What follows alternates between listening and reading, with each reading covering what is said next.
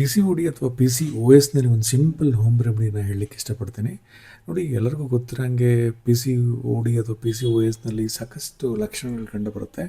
P C ಒ ಡಿನಲ್ಲಿ ಸ್ವಲ್ಪ ಸಂಕ್ಷಿಪ್ತ ಲಕ್ಷಣ ಇರುತ್ತೆ, ಪಿ ಸಿ ಒ ಎಸ್ನಲ್ಲಿ ಸಾಕಷ್ಟು ಲಕ್ಷಣಗಳಿರ್ತವೆ. ಅದರಲ್ಲಿ ಕಾಮನಾಗಿ ಬರುವಂಥದ್ದು ಅಪ್ಪರ್ ಲಿಪ್ಸ್ ಮೇಲೆ ಹೇರ್ಸ್ ಬರುವಂಥದ್ದು, ಅದಕ್ಕೆ ಹಿರ್ಸುಟಿಸಮ್ ಅಂತ ಕರಿತೀವಿ. ಮೇಲ್ ಹಾರ್ಮೋನ್ಸ್ಗಳು ಜಾಸ್ತಿಯಾಗಿ ಬರುವಂಥದ್ದು, ಸಿಕ್ಕಾಪಟ್ಟೆ ಒಬೇಸಿಟಿ ಬರುವಂಥದ್ದು ಪಿ ಸಿ ಒ ಎಸ್ನಲ್ಲಿ ಇಟ್ಸ್ ವೆರಿ ಕಾಮನ್. ಹಾಗೆ ಪೀರಿಯಡ್ಸ್ ಸರಿ ಆಗೋದಿಲ್ಲ. ಅಕಸ್ಮಾತ್ ಪೀರಿಯಡ್ಸ್ ಆಗಲಿಲ್ಲ ಅಂದ್ರೂ 3 ತಿಂಗಳು 3 ವರ್ಷ ತನಕ ಕೆಲವರಿಗೆ ಪೀರಿಯಡ್ಸ್ ಆಗೋದಿಲ್ಲ. ಅಕಸ್ಮಾತ್ ಪೀರಿಯಡ್ಸ್ ಆದರೆ ಕಂಟಿನ್ಯೂಸ್ ಫ್ಲೋ ಬರುವಂಥದ್ದು, ಫ್ಲೋ ಬಂದ್ರೂ ಕೂಡ ಫ್ಲೋ ಸ್ಟಾಪ್ ಆದರೂ ಎಷ್ಟೋ ಸಲ ಸ್ಪಾಟಿಂಗ್ ಹೋಗುವಂಥ ಪಾಸಿಬಿಲಿಟಿ ಕೂಡ ಹೆಚ್ಚಾಗಿರುತ್ತೆ. ಇದೆಲ್ಲವೂ ಕೂಡ ನಾವು ಪಿ ಸಿ ಒ ಡಿ ಅಥವಾ ಪಿ ಸಿ ಒ ಎಸ್ನಲ್ಲಿ ಸಂಕ್ಷಿಪ್ತ ಅಥವಾ ಪಿ ಸಿ ಒ ಎಸ್ನಲ್ಲಿ ಸ್ವಲ್ಪ ಜಾಸ್ತಿನೇ ಪ್ರಮಾಣದ ಲಕ್ಷಣಗಳು ನೋಡ್ತಾ ಬರ್ತೀವಿ.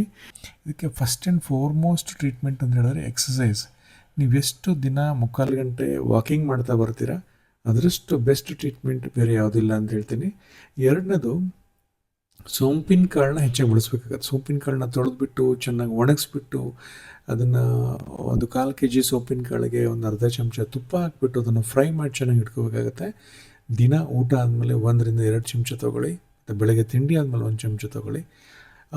ಸೋಂಪಿನ ಕಾಳಿನಲ್ಲಿ ಹಾರ್ಮೋನಲ್ ಬ್ಯಾಲೆನ್ಸ್ ಮಾಡುವಂಥದ್ದು, ಹಾರ್ಮೋನಲ್ ಮಾಡ್ಯುಲೇಷನ್ ಮಾಡುವಂಥ ಕೆಪಾಸಿಟಿ ಸಖತ್ತಾಗಿರುತ್ತೆ.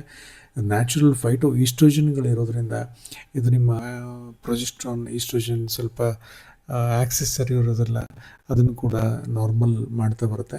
ಇದರಲ್ಲಿ ಆ್ಯನಿಥೋಲ್ ಅಂತ ಹೇಳ್ಬಿಟ್ಟು ಒಂದು ಕೆಮಿಕಲ್ ಸಬ್ಸ್ಟೆನ್ಸ್ ಇರೋದ್ರಿಂದ ಇದೇನು ಮಾಡುತ್ತೆ, ಆ್ಯಂಡ್ರೋಜನ್ ರಿಸೆಪ್ಟರ್ಸ್ನ ಬೈಂಡ್ ಮಾಡುತ್ತೆ. ಮೇಲ್ ಟೆಸ್ಟೋಸ್ಟಿರೋನ್ ಏನು ಹಿರ್ಸುಟಿಸಮ್ನ ಕಾಸ್ ಮಾಡುತ್ತೆ ಅದನ್ನು ಕೂಡ ಕಡಿಮೆ ಮಾಡ್ತಾ ಬರುತ್ತೆ. ಹಾಗೆ ಇನ್ಸುಲಿನ್ ಸೆನ್ಸಿಟಿವಿಟಿ ಜಾಸ್ತಿ ಮಾಡ್ತಾ ಬರುತ್ತೆ. ಯಾವಾಗ ಇನ್ಸುಲಿನ್ ರೆಸಿಸ್ಟೆನ್ಸ್ ಇರುತ್ತೆ, ಸೊ ಇನ್ಸುಲಿನ್ ಹೋಗ್ಬಿಟ್ಟು ಓವರೀಸ್ನ ಡ್ಯಾಮೇಜ್ ಮಾಡಿ ಅಲ್ಲಿ ಎಗ್ನ ಫಾಲಿಕಲ್ನ ಸರಿ ರಿಲೀಸ್ ಮಾಡೋಕ್ಕೆ ಬಿಡೋದಿಲ್ಲ. ಇದು ಏನು ಮಾಡುತ್ತೆ, ಫಾಲಿಕ್ಯುಲೋ ಜೆನೆಸಿಸ್ ಮಾಡುತ್ತೆ, ಹೆಚ್ಚು ಫಾಲಿಕಲ್ ಸೈಜ್ನ ಚೆನ್ನಾಗಿ ಮಾಡ್ತಾ ಬರುತ್ತೆ. ಅದರಿಂದ ಈ ಸೋಂಪಿನ ಕಾಳನ್ನ ಬಳಸಿ. ಹಾಗೆ ಅಗಸೆ ಬೀಜಕ್ಕೆ ಅಷ್ಟೇ ಮಹತ್ವ ಇದೆ. ಅಗಸೆ ಬೀಜಕ್ಕೆ ಆಯುರ್ವೇದದಲ್ಲಿ ಅತಿಸಿ ಬೀಜ ಅಂತ ಕರಿತೀವಿ, ಅಥವಾ ಫ್ಲ್ಯಾಕ್ ಸೀಡ್ಸ್ ಅಂತ ಏನು ಕರಿತೀವಿ. ಹಾಗೆ ಇದನ್ನು ಕೂಡ ನೀವು ಚೆನ್ನಾಗಿ ಫ್ರೈ ಮಾಡಿಬಿಟ್ಟು ಬೆಳಗ್ಗೆ ಮಧ್ಯಾಹ್ನ ರಾತ್ರಿ ಬಳಸ್ತಾ ಬಂದರೆ ಈ ಪಿ ಸಿ ಒ ಡಿ ಅಥವಾ ಪಿ ಸಿ ಒ ಎಸ್ನ ಲಕ್ಷಣಗಳು ಕಡಿಮೆ ಆಗ್ತಾ ಬರುತ್ತೆ.